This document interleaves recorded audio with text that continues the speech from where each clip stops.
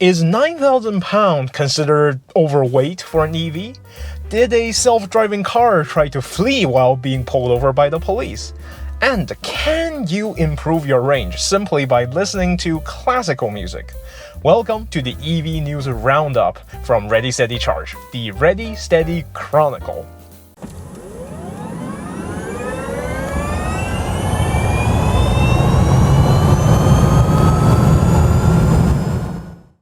Welcome to Ready Steady Charge, and we would like to bring your attention to some EV-related news that you may have missed, and all the links are in the description.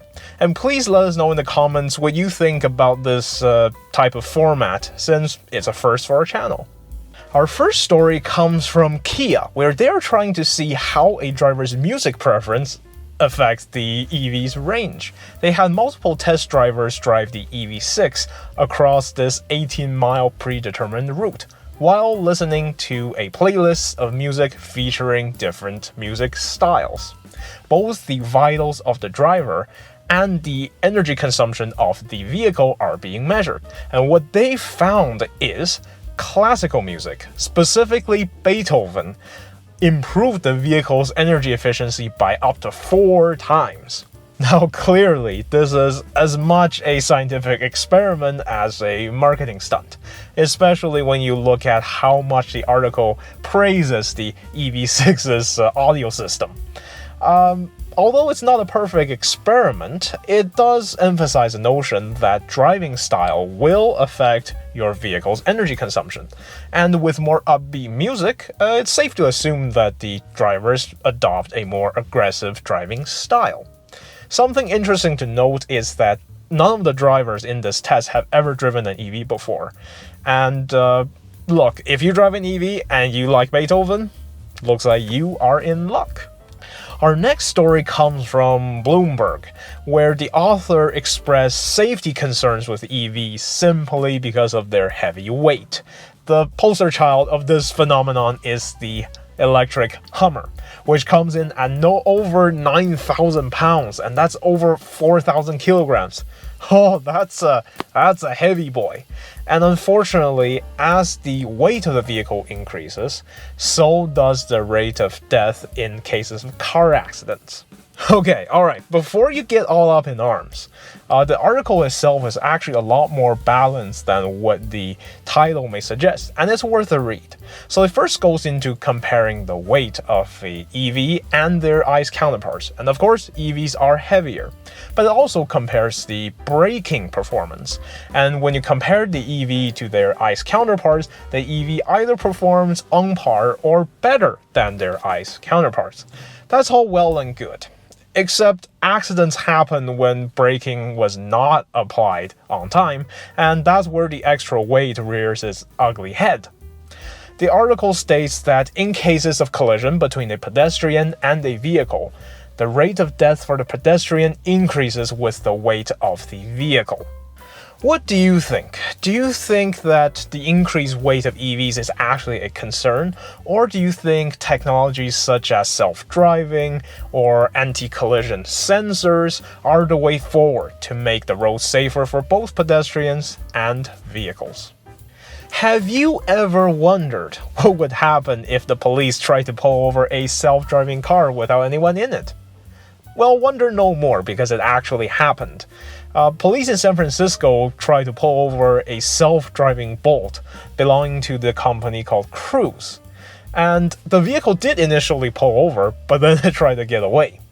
Cruise has commented that the vehicle did work as intended, and the police had previously been given a phone number to call in situations just like this. As funny as this is, it does raise some serious questions, such as who is ultimately responsible for incidents involving self-driving cars, especially in a situation where there is actually a non-interfering driver sitting in the driver's seat. Also, what is the standard protocol for a self-driving car being pulled over by the police, either under normal operations or during malfunctions?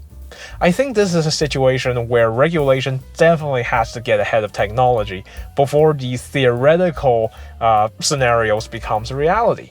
Welcome to Fast Track. This is where we talk about new EV announcements that have caught our eyes. We planned on only covering about 3 to 4 vehicles per video because there are just way too many new EV announcements. Which vehicle comes to mind when I say Back to the Future? It's the DeLorean, of course, and they are back with a new EV. DeLorean has released some teaser images, as well as a little bit of information about the vehicle itself.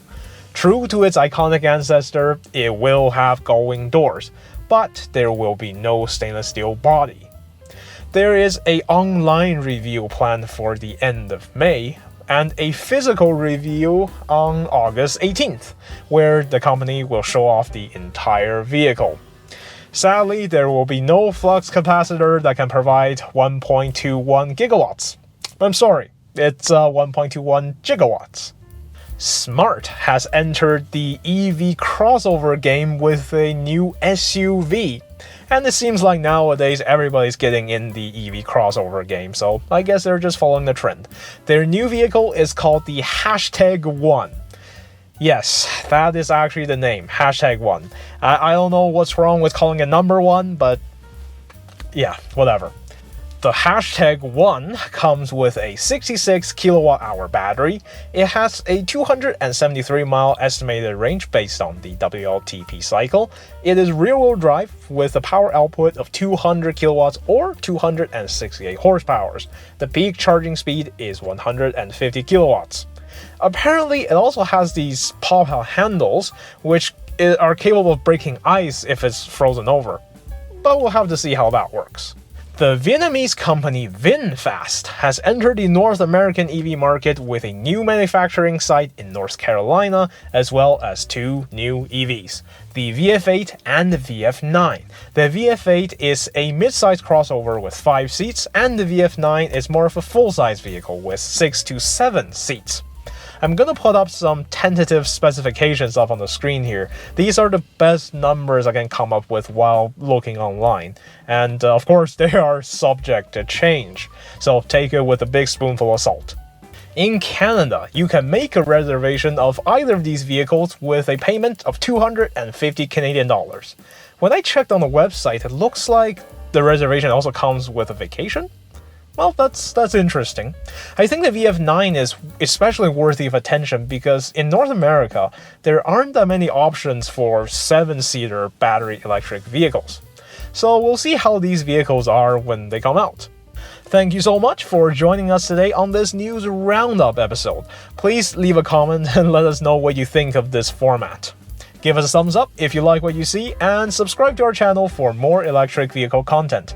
My name is Solomon, and we'll see you on the next one.